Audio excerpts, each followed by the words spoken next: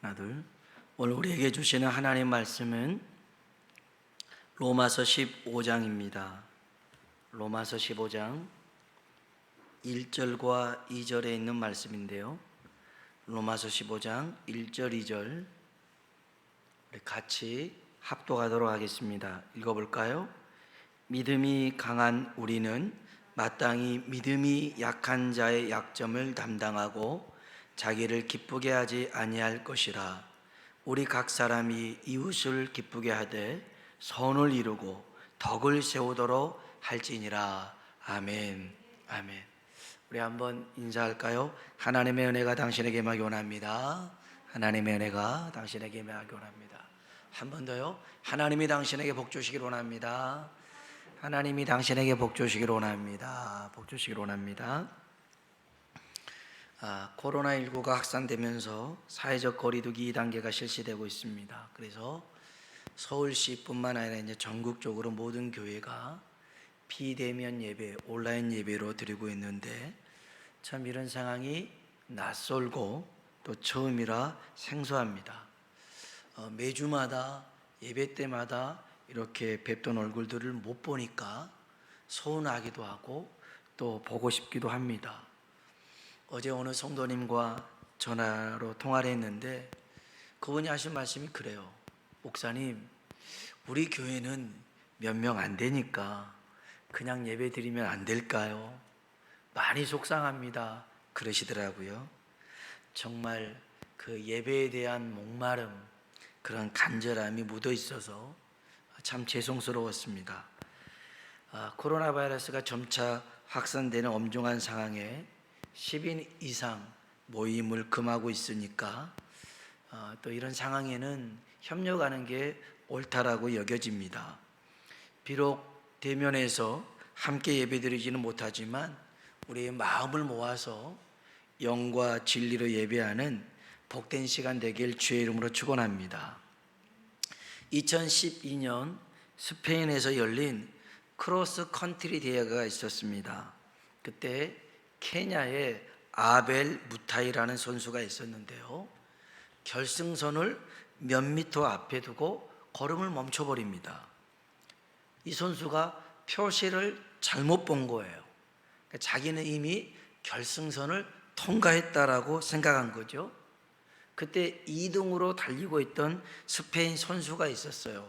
이반 페르난데즈라는 선수가 그걸 보고 계속 달려 라고 소리를 칩니다. 근데 이 아벨 선수는 스페인어를 몰랐어요. 그러니까 이제 걸음을 멈췄죠.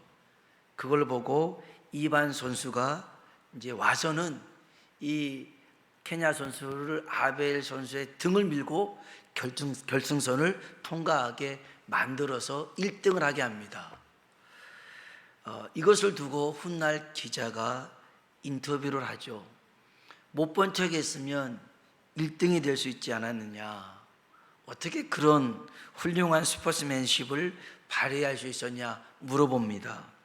그때 이 이반 페르난데즈 선수가 한 말이 이렇게 얘기합니다. 우리 엄마가 그걸 보면 뭐라고 했겠어요? 라고 얘기합니다. 그러니까 스포츠맨십도 아니고 심성이 좋은 것도 아니고 매너도 아니라 가정교육이었어요. 엄마한테 혼날까 봐 그랬나 봐요. 우스갯소리 같지만 이 시대를 살아가는 우리들이 항상 생각하고 기억해야 될 것은 하나님의 말씀인 줄로 믿습니다.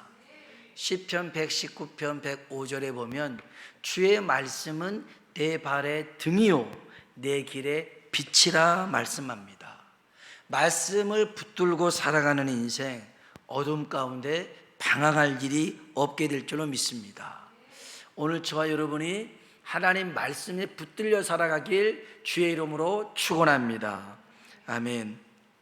이 코로나 시대를 살아가는 우리들이 이 시기에 특별히 믿음의 사람들은 어떻게 살아가야 될지, 또 믿음이 강한 사람에게는 어떤 특징이 나타나는지, 그래서 건강한 공동체, 교회를 세워가는 우리가 되었으면 하는 바람에서 이 말씀을 전하려고 합니다.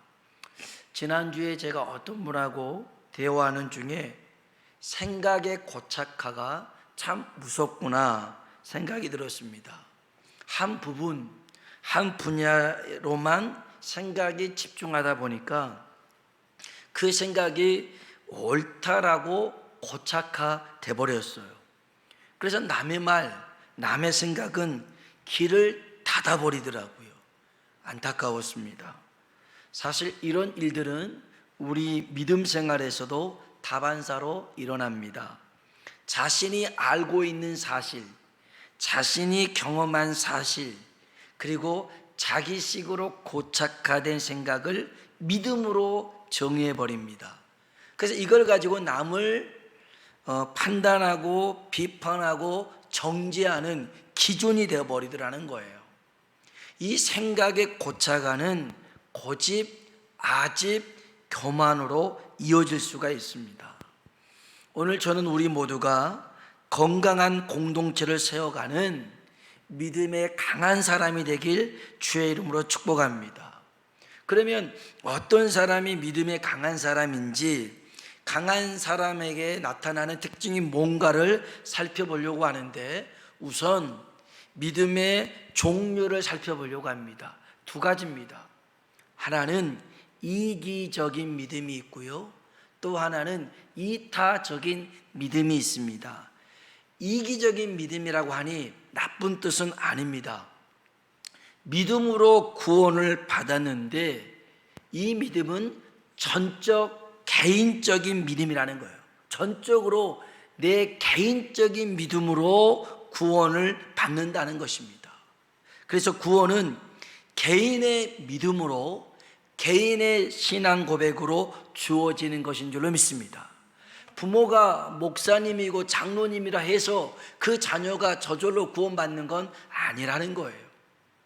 내 믿음의 고백을 통해서 구원받는 전적인 이기적인 나를 위한 믿음이라는 겁니다.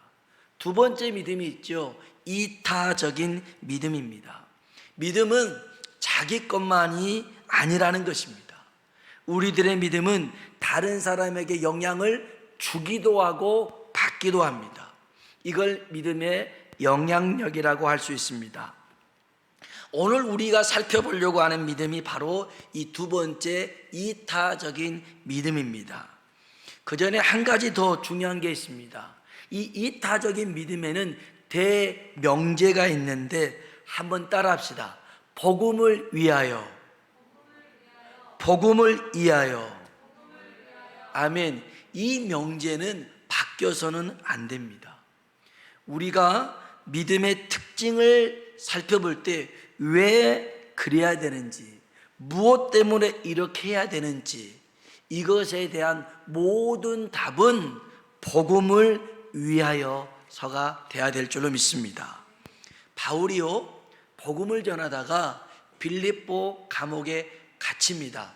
이때 믿음의 형제들이, 야, 바울 사도도 복음 전하다 감옥에 갇혔으니 우리도 힘껏 전하자. 그래서 겁없이 복음을 전합니다. 근데 어떤 사람이 있었냐면 바울의 대적들이 있었습니다. 유대인들 중에 바울을 막 방해하고 힘들게 하는 사람들이 있었어요. 이 사람들은 바울이 감옥에 갇힌 걸 알고 이 형량을 더 늘리기 위해서, 야, 우리가 일부러 복음을 전하자, 예수를 전하자. 그러면 이 바울의 형량이 더 높아질 거야. 이런 의도로 복음을 전합니다. 이걸 감옥 안에서 들었습니다. 그래서 바울이 뭐라고 하냐면, 무슨 방도로 하든, 좋은 뜻이든 나쁜 뜻이든 전파되는 것은 그리스도니 나는 기뻐하고 기뻐한다. 바울은 복음의 사람인 줄로 믿습니다. 복음의 사람이에요. 그래서 어찌되든 간에 복음을 위해서라면 그렇게 하겠더라는 거죠. 오늘 본문 말씀을 한번 살펴볼까요? 로마서 15장 1절입니다. 같이 한번 읽어보겠습니다. 믿음이 강한 우리는 마땅히 믿음이 약한 자의 약점을 담당하고, 아멘. 여기 보니까 믿음이 강한 사람은 마땅히 믿음이 약한 자의 약점을 감당해야 된대요. 감당해야 된대요. 그리고 이건 자기를 기쁘게 하는 일이 아니라는 거예요. 아까 자기를 기쁘게 하는 일을 이기적인 믿음이라면 이 믿음은 이타적인 믿음이라는 거예요. 남을 위한 믿음. 그럼 이 이타적인 믿음이 뭐냐? 2절 볼까요? 읽어봅시다. 우리 각 사람이 이웃을 기쁘게 하되 선을 이루고 덕을 세우도록 할지니라. 아멘. 우리 각 사람이 이웃을 기쁘게 한다. 이 말은 이웃을 사랑하는 것입니다. 주님도 그렇잖아요. 마음 다해 뜻 다해 힘 다해 주 너희 하나님을 사랑하라. 둘째 너 이와 같으니 내 이웃을 내 몸처럼 사랑하라. 그러니까 이웃을 사랑하는 것, 이웃을 기쁘게 하라는 말은 이웃을 사랑하라는 것인데, 이것은 선을 이루고 덕을 세우는 믿음. 무엇을 위해서 하는 거예요? 복음을 위해서 하는 거라는 거죠. 복음을 위해서. 그러면 이 믿음이 강한 자에게 나타나는 구체적인 행동, 특성이 3가지가 있어요. 오늘 그것을 한번 살펴보려고 하는데, 첫 번째로는 한번 따라해 봅시다. 믿음의 유연성. 예, 우리의 믿음에는 유연성이 있어야 되는 거예요. 바울을 두고 이방인의 사도라고 합니다. 그런데 자기는 유대인에게는 유대인처럼 복음을 전하고 이방인에게는 이방인처럼 복음을 전한다. 그렇게 얘기를 하고 있는 거예요. 성경을 한번 찾아볼까요? 우리 로마서 뒤에가 고린도전서인데요. 좀 찾아봅시다. 고린도전서 9장입니다. 고린도전서 9장 19절부터 볼게요. 19절부터 21절까지입니다. 273쪽에 있습니다. 신약성경 273쪽 고린도전서 9장 19절로 21절 읽어봅시다. 내가 모든 사람에게서 자유로우나 스스로 모든 사람에게 종이 된 것은 더 많은 사람을 얻고자 함이라. 유대인들에게 내가 유대인과 같이 된 것은 유대인들을 얻고자 함이요, 아래에 있는 자들에게는 내가 율법 아래에 있지 아니하나 율법 아래에 있는 자같이 된 것은 율법 아래에 있는 자들을 얻고자 함이요, 율법 없는 자에게는 내가 하나님께는 율법 없는 자가 아니요 도리어 그리스도의 율법 아래에 있는 자이나 율법 없는 자와 같이 된 것은 율법 없는 자들을 얻고자 함이라. 아멘. 바울은 율법에 매이는 사람이 아니었어요. 그러나 율법을 중요한 자들에게는 율법대로 그들에게 복음을 전했고, 율법이 없는 자에게 율법 없는 것처럼 또 복음을 전했고, 어떻게 하든지 간에 한 사람이라도 더 구원하기 위해서 이렇게 했다라는 거예요. 더 볼까요? 22절 23절입니다 읽어보겠습니다. 약한 자들에게 내가 약한 자와 같이 된 것은 얻고자 함이요, 내가 여러 사람에게 여러 모습이 된 것은 아무쪼록 몇 사람이라도 구원하고자 하매니 내가 복음을 위하여 모든 것을 행함은 복음에 참여하고자 함이라. 아멘. 바울이 그래요. 내가 여러 사람에게 여러 모습으로 된 것은 어떻게 하든지 영혼을 구원하기 위함. 무엇을 위해서요? 복음을 위하여. 아멘. 복음을 위해서 이런 유연성을 발휘하더라는 거예요. 여러분, 바울이 지조가 없는 게 아닙니다. 자신은 어떤 소리를 들어도 좋다, 어떤 평판을 얻어도 상관없다. 뭘 위해서라면? 복음을 위해서라면 그렇게 할 수 있더라는 거예요. 이 코로나19로 인해서 교회를 향한 정부의 방침이 가혹하다, 이건 핍박이다, 박해다 라고 말하는 이들이 있습니다. 저도 그렇게 생각합니다. 음식점이나 카페, 술집이나 클럽들 보면 더 붙어 있고 마스크도 안 써 있고 막 이런 사회적 거리 두기를 하지 않습니다. 사실 교회만큼 방역 수칙을 잘 지키는 것도 없습니다. 오늘 또 우리가 열몇 남짓 예배 드리는데 이거 방역을 할까 말까 하다가 했습니다. 당연히 해야 되죠. 다 위아래 했습니다. 아주 땀이 범벅이 되도록 제가 했습니다. 해야 되는 겁니다. 철저하게 하고 있습니다. 그럼에도 불구하고 몇몇 교회로 인해서 교회 전체가 비난의 대상이 되고 있습니다. 하여간 이로 인해 우리는 비대면 예배, 온라인 예배를 드리는 것인데 정부의 정책을 모두 지지하고 옳다고 여겨서 하는 게 아닙니다. 우리가 이렇게 하는 것은 복음을 위해서, 하나님의 이름을 위해서, 나중에 이 복음을 전할 때 이러한 일들이 걸림돌이 되지 않기 위해서 우리가 하고 있는 것입니다. 우리가 이렇게 한다고 해서 모든 걸 다 따른 건 아니죠. 우리가 이러한 행동을 보이는 것은 복음을 위한 믿음의 유연성을 갖자라는 거예요. 이것이 믿음이 강한 자의 모습이라는 것입니다. 두 번째가 있습니다. 한번 따라해 봅시다. 믿음의 수용성. 믿음의 수용성입니다. 믿음을 유연하게 해서 한 사람이라도 더 갖고자 하는 마음. 또 믿음의 수용성이라고 하는 것은 믿음이 연약한 자들이 있습니다. 그들을 포용하는 것을 의미하는데요. 바울은 어떤 음식을 먹든지 상관없이 먹을 수 있었던 사람입니다. 바울의 식성을 얘기한 게 아니고요. 이제 이 바울 당시에 시장에서 팔았던 음식들은 특별히 이제 고린도 교회가 그랬습니다. 그 고린도라는 지역에서 우상에게 드려진 그 제물로 드려진 그 고기 같은 것들을 시장에서 파는 경우가 있었습니다. 우리도 그런 게 있지 않습니까? 자, 제사상에 올라간 음식을 먹어도 될까요? 먹으면 안 될까요? 아마 의견이 분분할 거예요. 제사상에 올라갔는데 어떻게 그런 음식을 먹어? 그건 먹으면 안 돼. 어떤 이는 그건 죄야 라고 말하는 사람도 있을지 모릅니다.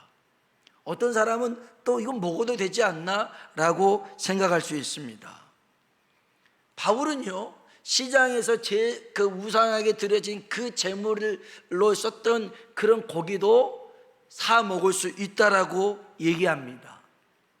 디모데전서 4장 4절에 보면 하나님께서 지으신 모든 것은 선함에 감사함으로 받으면 버릴 게 없대요. 하나님이 만든 것은요 다 선한 것입니다. 하나님이 다 만드신 것은 선한 것이에요. 우리가 감사함으로 받으면 버릴 게 없어요. 그래서 고린도전서 10장 31절에 그런즉 너희가 먹든지 마시든지 무엇을 하든지 다 하나님의 영광을 위하여 하라. 하나님의 영광을 위해서 하면 된다는 거예요. 여러분, 먹는 것 때문에 문제될 건 없습니다. 그런데 그러한 모습을 보고 내 믿음은 그런 것 거리낌 없이 먹을 수 있는 믿음이지만 믿음이 약한 자가 그 모습을 보고 실족한다면 이 바울은 고기를 먹지 않겠다라고 얘기를 합니다. 성경 봐볼까요? 고린도전서 8장입니다. 고린도전서 8장 9절로부터 봅시다.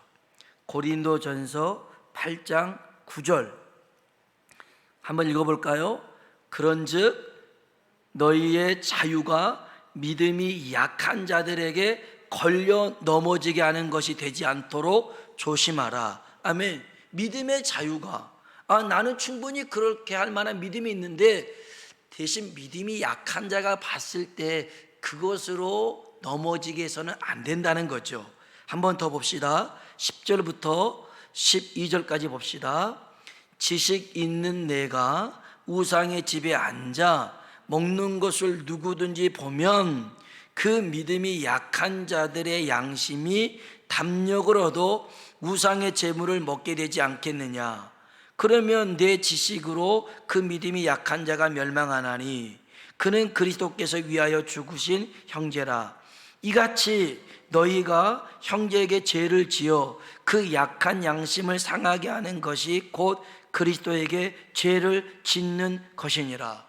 나는 믿음이 있어서 먹을 수 있는데 또 이 믿음의 지식이 없는 사람들은 분별력 없이 그것을 먹다 보면 또 죄를 질 수 있는 거라는 거죠.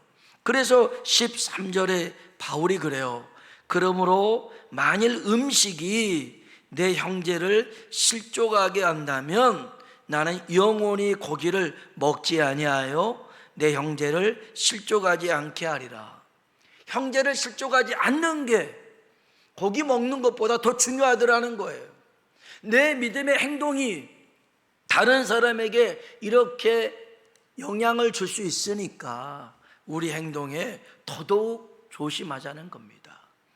그래서요, 우리가 믿음이 연약한 자를 또한 수용할 수 있는 그런 사람이 돼야 되는 거예요.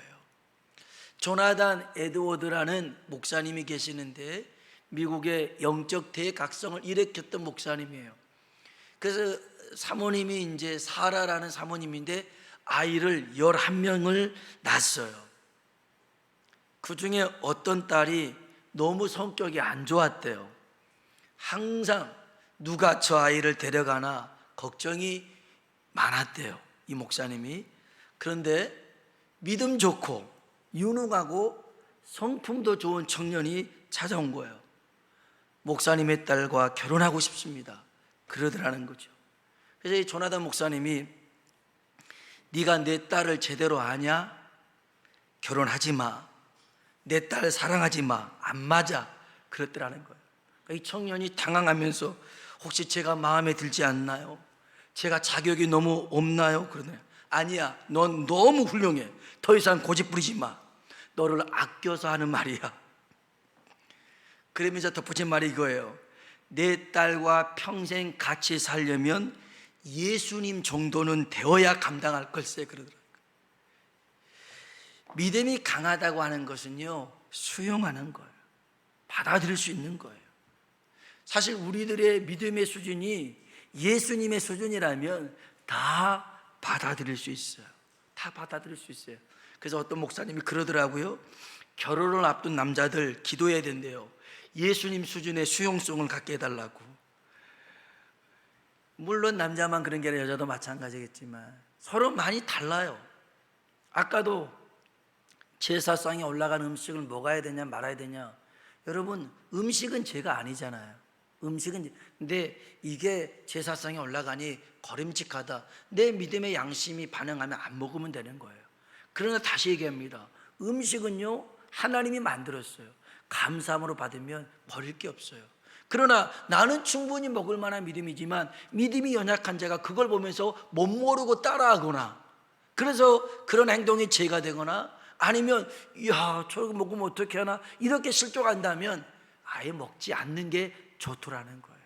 그러니까 믿음은 나만의 믿음이 아니라 우리 주변을 살펴보는 것도 믿음이라는 거예요. 이게 이타적인 믿음이에요. 이제 이런 믿음의 수용성을 가지고 있는 사람이 건강한 사람, 강한 사람인 줄로 믿습니다. 마지막 세 번째 있습니다. 이게 중요한데요, 한번 따라 합시다. 믿음의 역동성. 예, 믿음은 유연해야 되고요, 믿음은 또 수용할 줄 알아야 돼요. 그런데 더 중요한 사실은 믿음은 이 역동성이 있어야 돼요. 역동성이 뭐냐면 끌어당기는 힘이에요. 끌어당기는 힘. 믿음이 연약한 사람이 있어요. 우리가 받아주는 게 맞죠. 근데 무조건 다 받아주는 게 아니에요. 결국엔 그의 믿음의 수준을 끌어올려야 되는 거예요. 끌어올려야 되는 거예요. 자, 믿음의 수준, 믿음이 약한 사람이 있죠. 암만 해도 교회를 처음 나오신 그런 초신자 같은 경우에는 믿음이 약하겠죠. 뭐 우리가 그 사람의 인격이나 됨됨이를 평가하는 건 아니고, 그런데 이 사람의 믿음이 예를 들어서 50이라고 생각해 봅시다. 근데 우리들의 믿음이 100이에요. 그러면 이 사람을 수용하기 위해서 물론 낮춘 게 필요하죠, 우리 믿음에. 그래서 예를 들어서 50으로 맞췄다 합시다. 그래가지고 계속 우리의 믿음마저 낮춰서 50으로 쭉 가는 것을 믿음이 강한 것이라고 얘기할 수가 없어요. 이 사람 50이었던 것을 이제는 우리가 함께 60으로 끌어올리고 70으로 끌어올리고 점점 끌어올려서 우리의 믿음이 자라나게 하는 것, 이게 믿음의 역동성이라는 거예요. 그러니까 우리들의 믿음은 서로 영향을 줘서 더 그리스도의 장성한 믿음의 분량까지 자라나야 됩니다. 이게 성경에 나와 있어요. 우리 고린도 전후서 뒤에 에베소서가 있어요. 한번 볼까요? 갈라디아서 뒤에 에베소서 4장입니다. 에베소서 4장 11절부터 보겠습니다. 에베소서 4장 313쪽에 있습니다. 에베소서 4장 11절 한번 읽어볼까요? 그가 어떤 사람은 사도로, 어떤 사람은 선지자로, 어떤 사람은 복음 전하는 자로, 어떤 사람은 목사와 교사로 삼으셨으니. 아멘. 이게 어떤 사람들이에요? 리더죠. 나름 그래도 믿음이 있다라고 여겨진 사람들을 지금 얘기하고 있는 거예요. 그럼 이런 사람들을 세우는 이유가 뭐예요? 12절입니다. 읽어볼까요? 이는 성도를 온전케 하여 봉사의 일을 하게 하며 그리스도의 몸을 세우려 하심이라. 아멘. 서로 협력해서 그리스도의 몸된 교회를 세우는 겁니다. 자, 어떻게 세우는 걸까요? 13절과 14절입니다. 읽어봅시다. 우리가 다 하나님의 아들을 믿는 것과 아는 일에 하나가 되어 사람을 이루어 그리스도의 장성한 분량이 충만한 데까지 이르리니, 이는 우리가 이제부터 어린아이가 되지 아니하여 사람의 속임수와 간사한 유혹에 빠져 온갖 교훈의 풍조에 밀려 요동하지 않게 하려 함이라. 아멘. 우리가 하나님의 아들 예수님을 믿는 것과 아는 것에 하나가 돼서요, 온전한 사람, 믿음이 강한 사람이 되어야 되는데 어디까지요? 그리스도의 장성한 분량, 주님이 원하는 믿음의 수준까지 우리가 도달할 수 있는 믿음의 사람 되길 주의 이름으로 축복합니다. 믿음에 관해서는 어린아이가 돼서는 안 돼요. 어린아이들은 믿음이, 이제 성경에도 어린아이 표현이 많이 있지만 이 믿음에 관한 부분입니다. 어린아이와 같은 믿음은 분별력이 없습니다. 그래서 이게 맞는지 틀리는지 옳고 그른지 해야 되는지 하지 말아야 되는지를 잘 모를 때가 있어요. 그럴 때 먼저 믿는 우리들이, 믿음이 굳게 서 있는 우리들이 이럴 때는 요동하지 않고 기도하는 것입니다. 쉽사리 흔들리지 마십시오. 하나님께 소망을 두십시오. 환경을 보지 마십시오. 주님을 바라보십시오. 우리 같이 기도합시다. 이렇게 이끌어가는 것입니다. 이게 우리를 부르시고 세우신 이유라는 거예요. 봅시다. 마지막 15절 16절입니다. 오직 사랑 안에서 참된 것을 하여 범사에 그에게까지 자랄지라. 그는 머리니 곧 그리스도라. 그에게서 온 몸이 각 마디를 통하여 도움을 받음으로 연결되고 결합되어 각 지체의 분량대로 역사하여 그 몸을 자라게 하며 사랑 안에서 스스로 세우느니라. 아멘. 오직 사랑 안에서 참된 것을 하여 범사에 우리 예수님에게까지 자라나야 된다는 것. 우리의 믿음의 수준이 그렇게 주님까지 올라갈 수 있는, 주님이 원하는 부분까지 성장할 수 있는 우리 모두가 되길 주의 이름으로 축원합니다. 말씀의 결론을 맺겠습니다. 여러분, 건강한 공동체, 이건 교회이기도 합니다만은 더 나아가 우리의 가정, 나라와 민족일 수도 있습니다. 그러기 위해서는 여러분 분명한 대명제를 잊어버려서는 안 됩니다. 다시 한번 따라합시다. 복음을 위하여. 복음을 위하여.